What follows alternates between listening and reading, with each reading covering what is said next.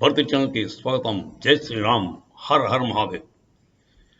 మహారాష్ట్రలో ఆ, శివసేన షిండే వర్గం చీలింది.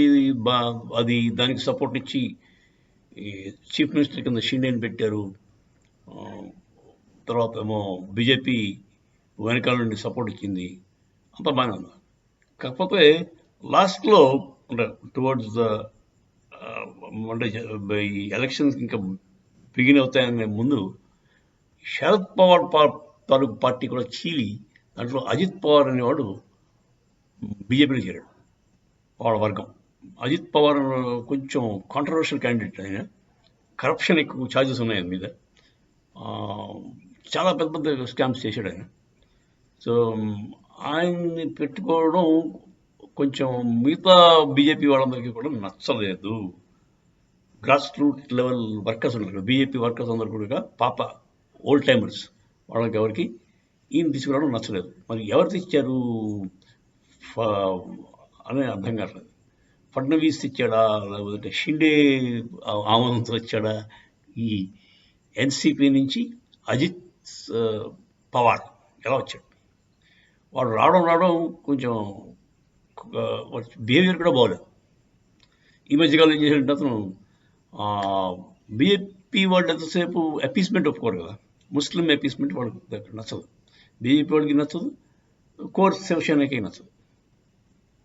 సో బీజేపీ వాళ్ళు వాళ్ళ సిద్ధాంతాలకు విరుద్ధంగా వీడేం చేశారంటే 10 కోట్లు వకత్ బోర్డుకి శాంక్షన్ చేసి చెప్పినాడు అజిత్ పవార్. అజిత్ పవార్కి ఫైనాన్స్ మినిస్ట్రీ ఇచ్చారట. ఎలా ఇచ్చారు? దొంగలకి చేతికి తాళం చేయించినట్టు వాడు ఫైనాన్స్ మినిస్ట్రీ ఇచ్చారు అడిగి. దాంతో వాడేమో ఇష్టం వచ్చినట్టు వీళ్ళ ఆమోదం లేకుండానే 10 కోట్లు వకత్ బోర్డుకి శాంక్షన్ చేశాడు మాట. సో దానివల్ల మరి కొంచెం ఇద్దరికి రెండు పార్టీలకి అంటే అజిత్ పవార్ తాలూకు ఎన్సీపీకి బీజేపీ పొత్తుకి రిఫ్ట్ కలిగడానికి అవకాశం ఉంది. నా ఉద్దేశం ఏంటంటే వీడిని మనం బయట పంపించేస్తేనే మంచిది. లేటండి వీడి వల్ల చాలా ఓట్లు పోయాయి. యాక్చువల్లీ వాడు రావడం వల్ల బీజేపీ వర్కర్స్ కొంచెం చీజ్డ్ ఆఫ్ అయిపోయి వాళ్ళు పెద్దగా ఇంట్రెస్ట్ ఎంతూజియాజంతో పనిచేయలేరు. దానివల్ల మహారాష్ట్రలో దెబ్బతిన్నారు. మహారాష్ట్రలో దెబ్బతినడానికి ఇంకో కారణం కూడా ఉంది. ఉద్ధవ్ ఠాక్రే శివసేన ఉంది కదా, దానికి 10 సీట్లు వచ్చాయి, ఎంపీ సీట్లు వచ్చాయి. ఉద్ధవ్ ఠాక్రే గారు అసలు శివసేన అంటేనే హిందూ ఓట్స్ పడాలి, కోర్ ఓట్స్ అన్ని కూడా వాళ్ళు హిందూ ఓట్స్. అలాంటిది వాడికి ముస్లిం ఓట్స్తో గెలిచాడండి శివసేన. ఎక్కడెక్కడ ముస్లిం ఇలాకాలు ఉన్నాయో వాళ్ళు వేసిన ఓట్లతోటి ఉద్ధవ్ ఠాక్రే శివసేన గెలిచింది. అది మరి ఎన్నాళ్ళు ఉంటుంది? అది ఎంత మట్టుకు వాడి సిద్ధాంతాలను ఇంకా వదిలేసాడు మొత్తం. వాడు వాళ్ళ నాన్న తాలూకు సిద్ధాంతాలు అన్నీ కూడా మంట కలిపేసినట్టున్నాడు మనవాడు. పాపం బాల్ ఠాక్రే గారి కోర్ సిద్ధాంతాలన్నీ కూడా మంట కలిపేసి చెడబొట్టిన కొడుకు ఉద్ధవ్ ఠాక్రే. వాడికి ఎంతసేపు పవరే కావాలి, ఆ పవర్ కోసం ఏదైనా చేస్తాడు. ఎవరితో చేతులు గెలిపాడండి? కాంగ్రెస్ వాళ్ళతో చేతులు గెలిపాడు, ముస్లిం ఓట్లతో గెలిచాడు. ఉద్ధవ్ ఠాక్రే ఒక పెద్ద భ్రష్టుడే అని చెప్పాలి. శివసేనకి ముస్లింలాగా పుట్టాడు. లక్కీగా షిండే అనే వర్గం బయటకు వచ్చింది. కాకపోతే వీళ్ళంతా బలం పుంజుకోలేకపోతున్నారు, వాళ్ళు బయటికి చెప్పుకోలేకపోతున్నారు. నా ఉద్దేశం ఏంటంటే ఇప్పుడు షిండే వర్గం బాగా ప్రజల్లోకి వచ్చి మేమే అసలు శివసేన అని చెప్పుకోగలగాలి.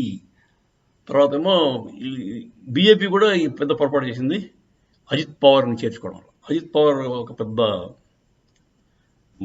లోపల నుంచి వాడు డొల్ చేయడానికి వచ్చాడు. బీజేపీ పార్టీని లోపల నుంచి బలహీనం చేయడానికి వచ్చిన ఒక స్పైల్ అంటాడు అనమాట. వాడిని అర్జెంటుగా బయట పంపించాలి, లేదంటే ఎమ్మెల్యే ఎలక్షన్స్ రాబోతున్నాయి, ఈ ఏడాది ఉంటాయి మహారాష్ట్రలో.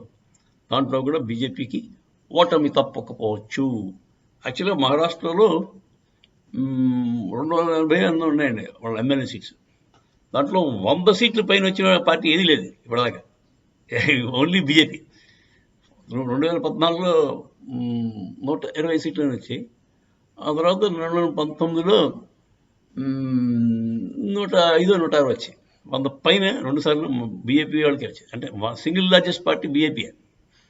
కాకపోతే గవర్నమెంట్ ఫామ్ చేయలేపారు. ఎందుకంటే ఆ ఉద్ధవ్ ఠాకరే గారు ద్రోహం చేశాడు, మిత్రద్రోహం చేసి ఎలక్షన్ కంటెస్ట్ చేసింది బీజేపీ హెల్ప్ తోటి, ఎన్డీఏ కూటమిలో.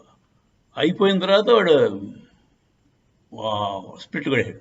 పెట్టి కొట్టేసి నాకు సీఎం ఇస్తారా లేదని కూర్చున్నాడు.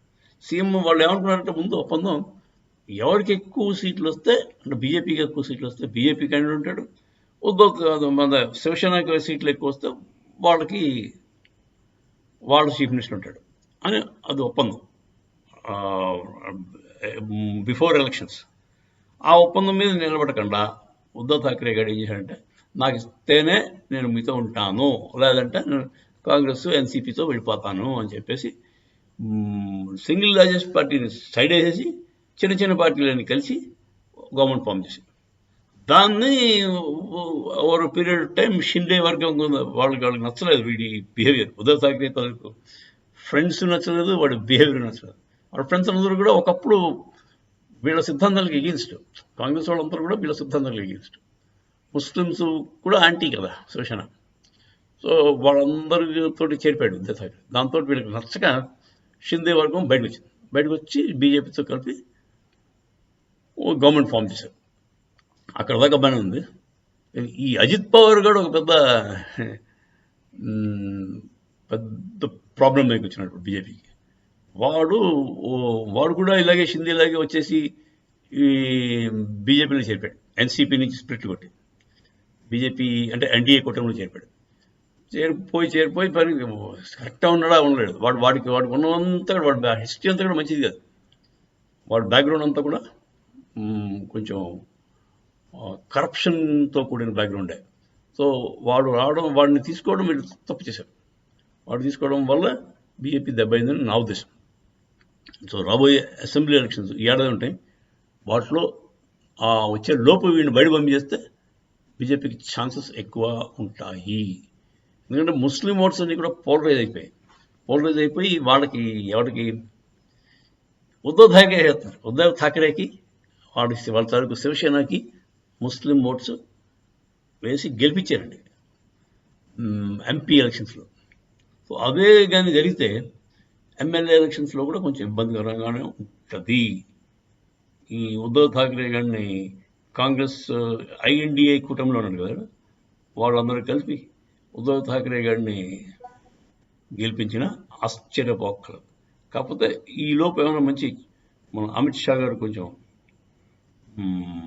ఆయన తెలివితేటలన్నీ వాడి ఏదో ఒక మ్యాజిక్ చేసి మళ్ళీ హిందుత్వాన్ని పైకి లాక్కొస్తారని ఆశిద్దాం. జై శ్రీరామ్, హర హర మహాదేవ్.